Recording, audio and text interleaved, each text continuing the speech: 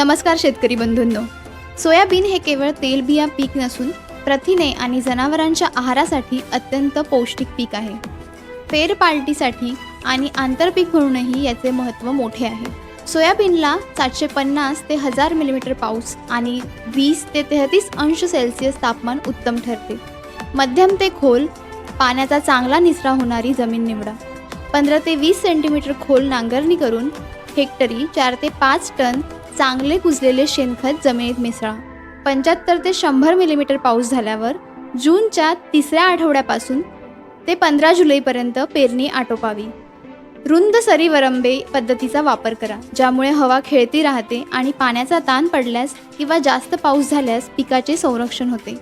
पेरणी करताना 2 ओळीत 30 सेंटीमीटर आणि 2 रोपात 8 सेंटीमीटर अंतर ठेवा. बियाणे 4 सेंटीमीटरपेक्षा जास्त खोल पेरू नका.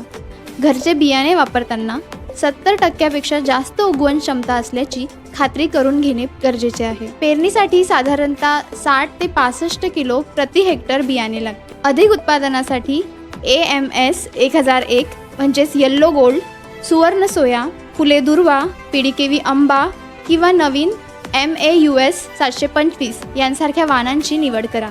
हे वाण मूळकूज रोगास प्रतिकारक असून शेंगा फुटण्यासही सहनशील आहेत.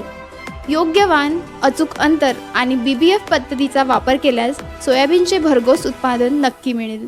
धन्यवाद.